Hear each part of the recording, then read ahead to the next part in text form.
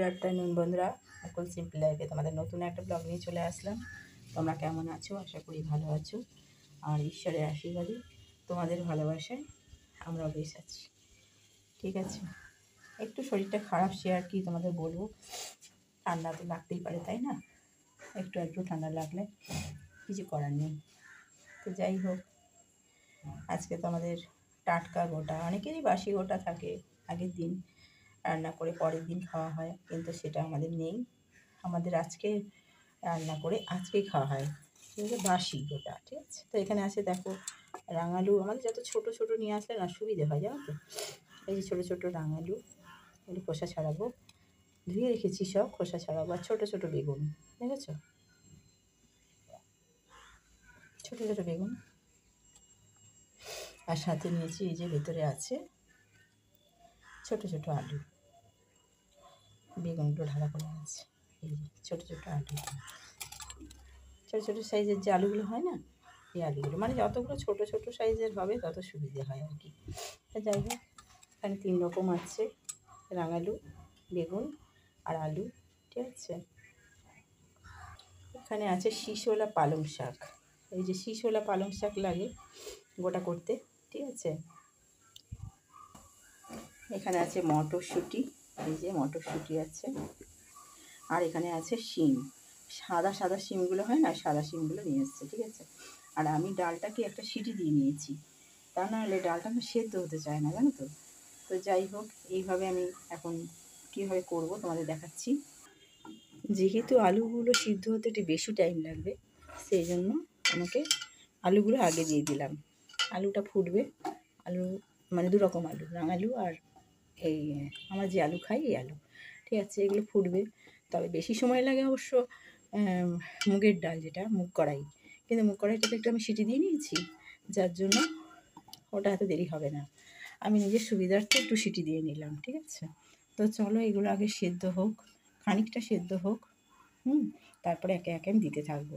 কেন কি শিম, কড়াইশুঁটি, বেগুন, শাক, এগুলোতে বেশিক্ষণ টাইম লাগবে না। এগুলো সেদ্ধ হতে বেশি সময় লাগবে না, কিন্তু এগুলো সেদ্ধ হতে সময়টা লাগবে। যদি একসাথে দিয়ে দিই তাহলে কি হবে বলো তো, দেখা যাবে এগুলো সিদ্ধ হলো না আর ওগুলো বেশি সেদ্ধ হয়ে গেছে, তাই না? সেই জন্য এগুলো আমি আগে দিয়ে দিলাম। তাহলে তোমরা দেখতে থাকো। আর আমাদের তো আজকে সজনে ফুল খেতেই হয়। সজনে ফুলটা ফুলকপি দিয়ে আর সজনে ফুল দিয়ে আলু দিয়ে একটা তরকারি করব, সাথে কুলের চাটনি। ঠিক আছে, কুলগুলোকে ফাটিয়ে রেখেছি, কুলের চাটনি করব। তো চলো একে একে করতে থাকি, তা নাহলে তো দেরি হয়ে যাবে, তাই না? তো চলো দেখতে থাকো তোমরা, আর আমি একটার পর একটা করি। কি বলো বন্ধুরা, আমার শরীরটাও ঠিক নেই, তো আমাকে একটু টাইম লাগবে, সেই জন্য আমি আস্তে আস্তে করি, আর তোমরা দেখতে থাকো। যেহেতু আগের দিনের আনা শাকগুলো তো একটুখানি মুষড়ে গেছিলো, জানো তো, আবার জল দিয়ে কিন্তু ঠিক হয়ে গেছে, দেখো। আর হ্যাঁ, যে সমস্ত বন্ধুরা আমার পাশে আসো তাদের কিন্তু অসংখ্য ধন্যবাদ। যারা এখনও আসোনি তারা কিন্তু চলে এসো, আমন্ত্রণ রইল আমার পরিবারে আসার জন্য।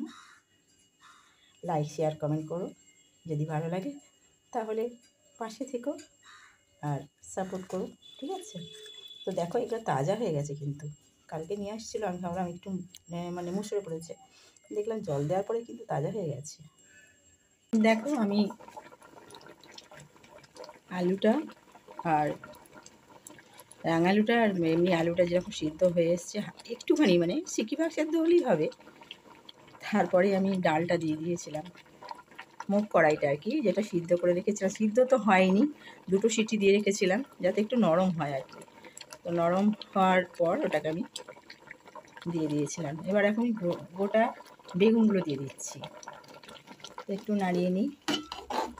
আমাদের তো কোনো মশলা দেওয়া যাবে না, নুন দেওয়া যেতে পারে কিন্তু মশলা দেওয়া যাবে না, জানো তো। তো এটা আবার কিছুক্ষণের পরে নাড়া যাবে, তেলও দেওয়া যাবে না, সেদ্ধ, একদমই সেদ্ধ। তো এটা হতে থাকবে। এটা যখনই শাক দেবো না, পালং শাকটা দেবো, তখনই কিন্তু জল বেরোতে থাকবে। তো দেখো এবার আমি শিমটা আর কড়াইশুঁটিটা দিয়ে দিচ্ছি।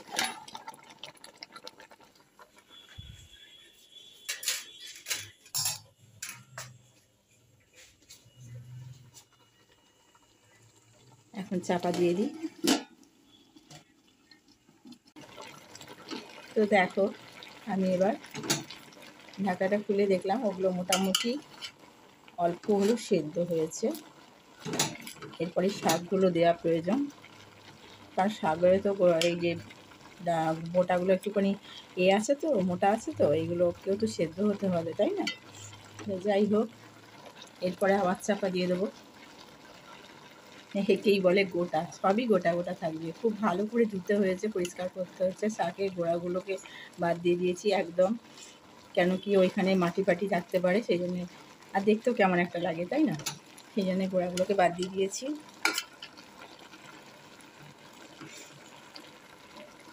এরপরে আবার চাপা দিয়ে দেবো। আর এই গোটা সিদ্ধটা হয়ে গেছে। এটা বেশি জল হবে না, একটু মাখা মাখা হবে, আবার একটুখানি একদম টাইটও হবে না, ঠিক আছে? সব রকমই আছে এতে সবজি। তো আমার কুলের চাটনিটা হয়ে গেছে। চিনির মধ্যে দুটো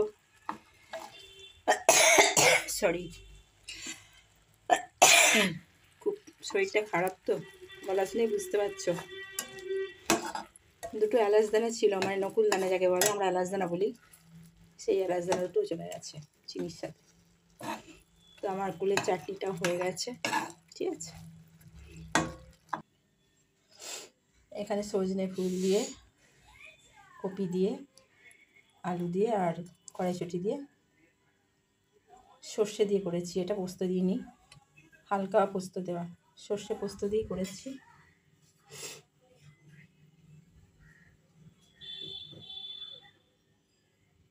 তো দেখো গোটাটা তৈরি হয়ে গেছে। এর উপর আমি শুধু ভাজা মশলা দেব।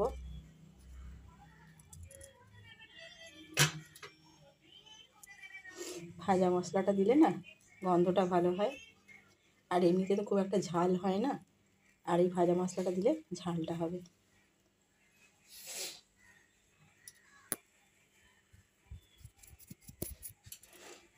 তো আমাদের গোটা সেদ্ধ তোমাদের কেমন লাগলো অবশ্যই জানাবে বন্ধুরা। আমরা এইভাবে গোটা সেদ্ধ করি। যদি ভালো লেগে থাকে তাহলে কমেন্ট করে জানাবে অবশ্যই। চুলের চাটনিতে একটু ভাজা মশলা দেব।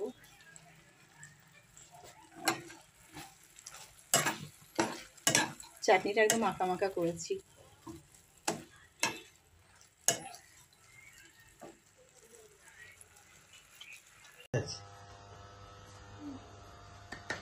কত বছর? 37। কেন? Happy anniversary. ফুটাতে দাও। তুমি আরম্ভ করি। বাবা দুজনে ফুটা, বা প্রচুর ধুতে পড়বে। তুমি না। Happy anniversary. পারবো? মা গম্ভীর ছবি বুঝতে পারছে।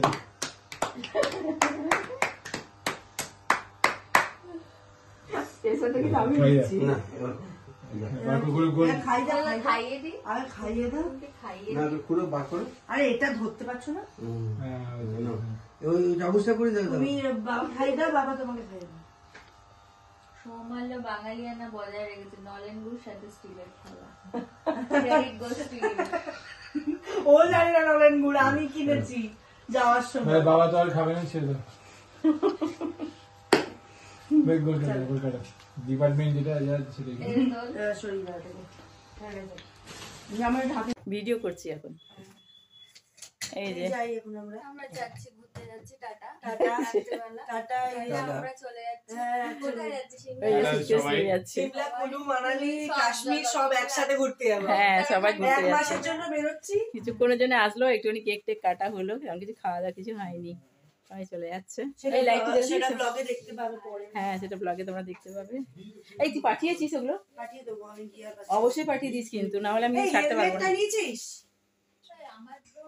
Tata tata tata tata. আমার আসতে হবে, তুমি হেলমেটটা নাও, আমি ক্যারি করছি।